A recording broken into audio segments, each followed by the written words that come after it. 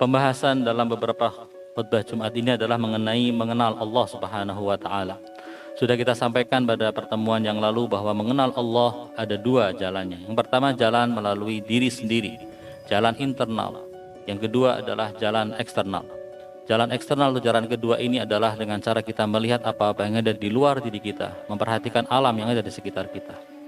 Berkenaan dengan bagaimana cara kita mengenal Allah melalui jalan pada diri kita sendiri, sudah kita bahas pada pertemuan yang lalu dan dua pertemuan yang sebelumnya.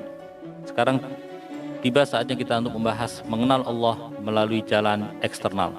Kalau kita secara sepintas melihat kepada alam ini, akan alam tempat kita hidup, akan kita dapati bahwa alam adalah sebuah tempat atau ruang yang bukan merupakan tempat yang kacau dan tak beraturan. Ada sebuah sistem yang mengaturnya. Seakan-akan semuanya bergerak pada satu rel untuk mencapai tujuan yang sama. Kemanapun mata kita memandang, fenomena apapun yang kita perhatikan akan kita dapati terdapat keteraturan di situ. Tentunya keserasian yang sedemikian teratur yang kita saksikan di alam ini, di semua fenomena alam ini, menunjukkan bahwasanya alam ini tidak tercipta dengan sendirinya, tetapi ada di belakangnya yang menciptakan. Adanya yang membuat alam dan menjadikan dia ada, dan yang membuatnya adalah suatu kekuatan yang besar, kekuatan yang dipenuhi dengan ilmu, kekuatan yang punya rasa dan perasaan. Dia bisa memahami apa yang benar, apa yang baik, dan apa yang terbaik. Meskipun jika dibandingkan dengan zaman yang terdahulu, zaman ini adalah zaman yang merupakan masa di mana ilmu mencapai puncak kemajuannya. Meski demikian, semua ilmuwan mengakui bahwa rahasia-rahasia alam masih belum terungkap. Masih ada alam-alam yang belum bisa dipahami dan dicapai oleh manusia.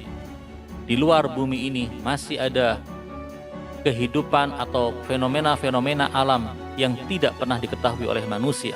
Planet-planet, galaksi-galaksi yang ada di alam ini tidak pernah dicapai oleh manusia.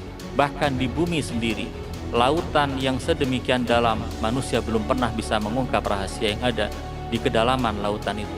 Para ilmuwan juga mengatakan dan mengakui kelemahan mereka untuk bisa menyingkap rahasia-rahasia alam sampai detik ini. Apakah keserasian dan keteraturan alam yang sedemikian tinggi, apakah rahasia-rahasia alam yang sampai sekarang belum pernah terungkap membuktikan bahwa alam itu tercipta dengan sendirinya, atau ada pencipta di luar alam yang telah membuat alam itu muncul kepada keberadaan, dan ternyata yang memunculkan adalah satu kekuatan yang tidak memiliki perasaan dan tidak memiliki ilmu dan kekuatan.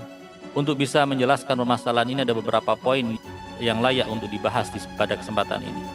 Kita lihat bahwa di dalam kehidupan ini, untuk memunculkan sebuah fenomena atau sesuatu di alam ini perlu ada beberapa mukaddimah yang harus ada. Misalnya sebagai contoh, jika kita ingin untuk menanam sebuah biji-bijian, lalu kemudian kita menghendaki memiliki sebuah pohon tertentu misalnya, maka ada beberapa unsur yang harus kita siapkan.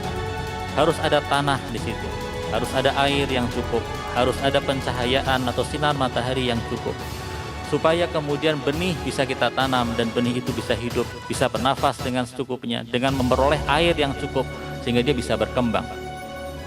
Tentunya aturan-aturan semacam ini adalah aturan-aturan alam yang tidak mungkin alam yang tidak punya ilmu bisa membuat ketentuan seperti ini. Yang kedua, kita saksikan di alam ini, masing-masing benda di alam atau sesuatu yang maujud di alam ini memiliki pengaruh dan cara kerja sendiri. Sebagai contoh misalnya, bahwa kita tahu ada api dan ada air. Api adalah selalu membakar dan air membasahi. Tidak mungkin tugas masing-masing itu tertukar. Misalnya api menjadikan sesuatu tempat menjadi basah atau air membuat sesuatu itu terbakar. Masing-masing punya kerja dan lingkup apa yang bisa dilakukan. Apakah ini tidak menunjukkan bahwa di balik alam ini, di balik terciptanya benda-benda yang ada di alam ini, ada suatu kekuatan yang memiliki ilmu yang sedemikian kuat sehingga memberikan ketentuan-ketentuan untuk alam? Yang ketiga adalah kita melihat adanya unsur-unsur yang saling membantu di dalam alam ini. Sebagai contoh misalnya, dalam badan manusia, ketika ada kuman masuk ke badan manusia, maka seluruh yang ada di badan manusia akan memberikan reaksi terhadap masuknya virus yang membahayakan. Akan muncul sebuah kekuatan untuk menciptakan antibodi pada diri manusia. Sel-sel darah putih akan digerakkan untuk bisa melindungi tubuh manusia dari serangan mikroba atau kuman yang mungkin akan membahayakan manusia. Ini semua menunjukkan bahwasanya ada yang mengatur itu semua, dan yang mengatur pasti adalah akal yang sedemikian luas ilmunya. Bukan hanya bagian-bagian dari suatu maujud yang saling membantu, tetapi kalau kita melihat keseluruhan alam yang ada di alam ini, semuanya saling bantu-membantu untuk menciptakan sebuah keserasian universal.